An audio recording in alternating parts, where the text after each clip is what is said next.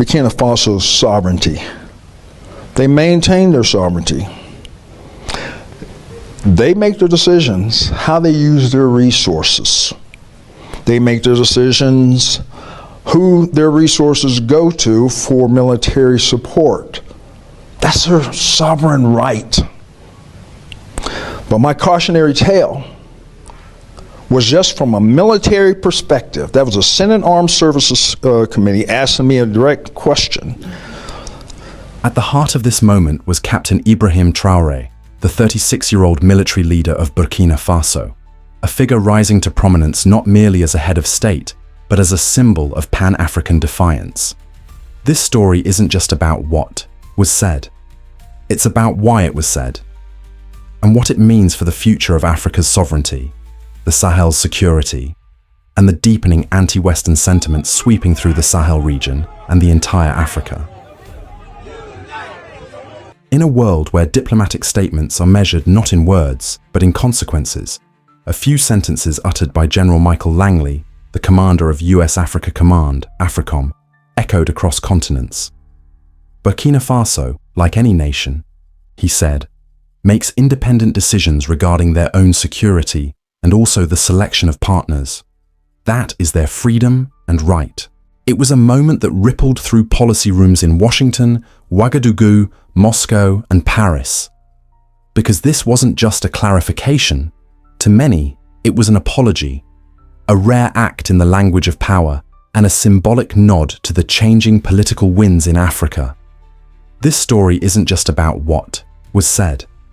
It's about why it was said, and what it means for the future of Africa's sovereignty, the Sahel's security, and the deepening anti-Western sentiment sweeping through the Sahel region and the entire Africa.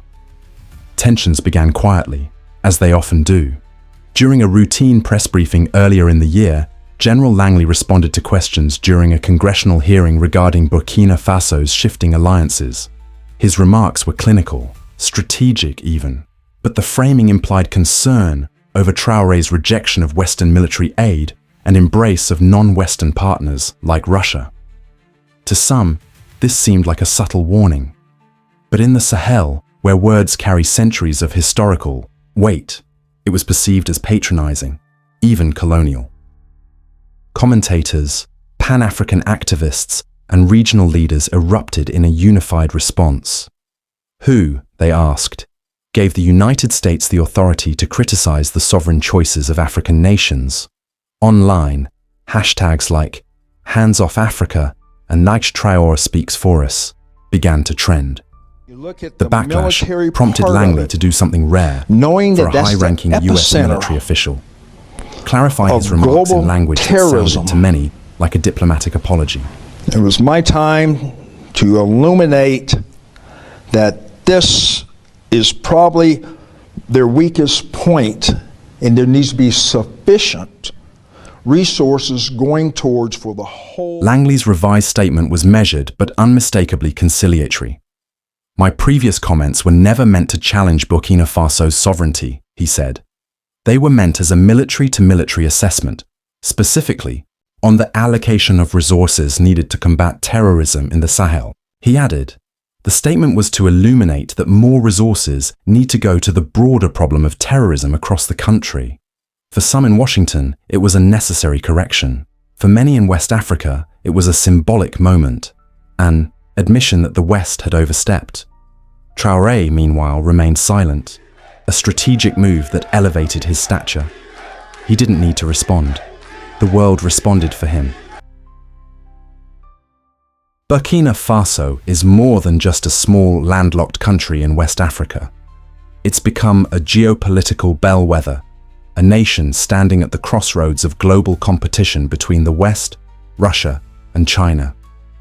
Since taking power in a popular coup in 2022, Traoré has expelled French forces, reoriented military alliances, and embraced a fiercely sovereign stance on internal security. His speeches are peppered with Pan-Africanist rhetoric, calling for African unity, resource control, and the end of neo-colonial interference.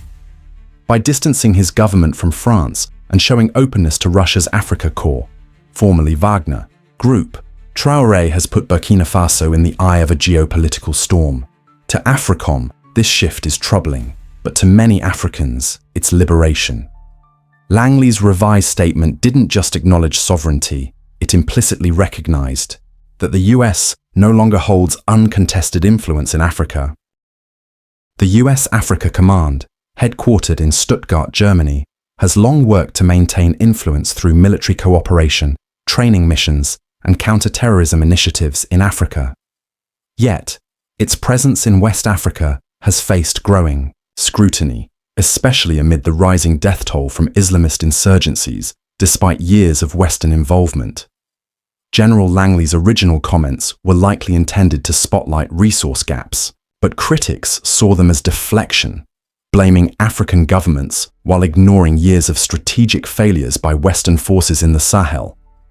His clarification, however, signaled a shift, from dominance to diplomacy, from command to conversation.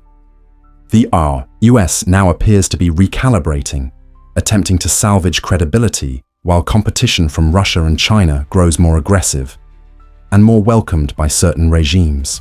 Langley, while apologizing, didn't conceal American anxiety. He warned against the expanding military and economic reach of Russia and China, claiming such partnerships may not align with Africa's long-term needs.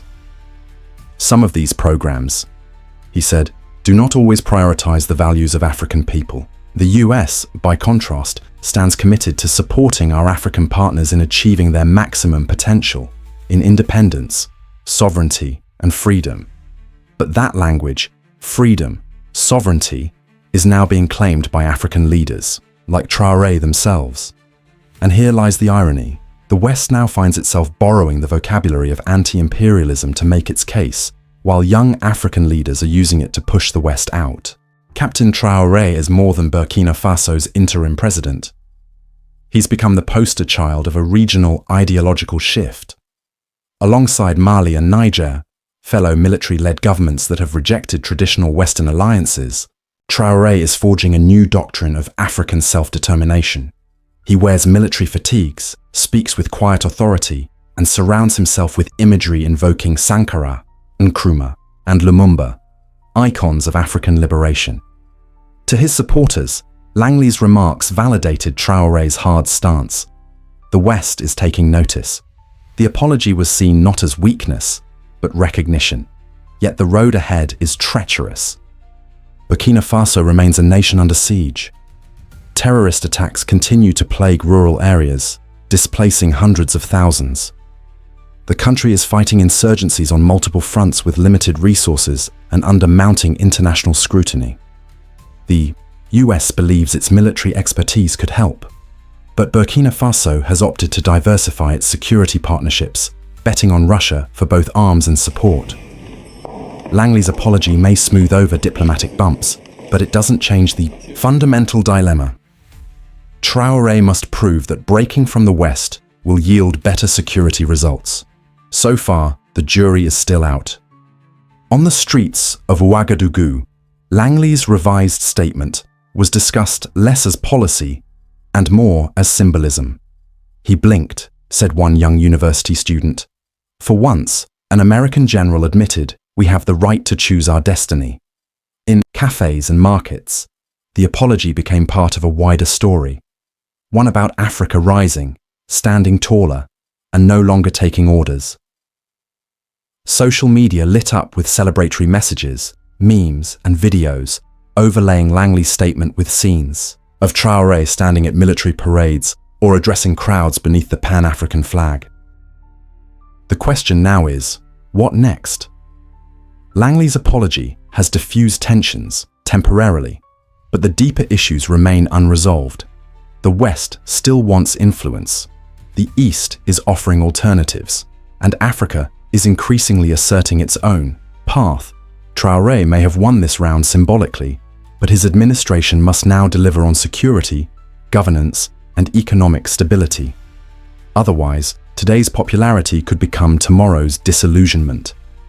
Meanwhile, Washington must decide whether to treat African nations as equals or continue trying to steer them from behind the curtain.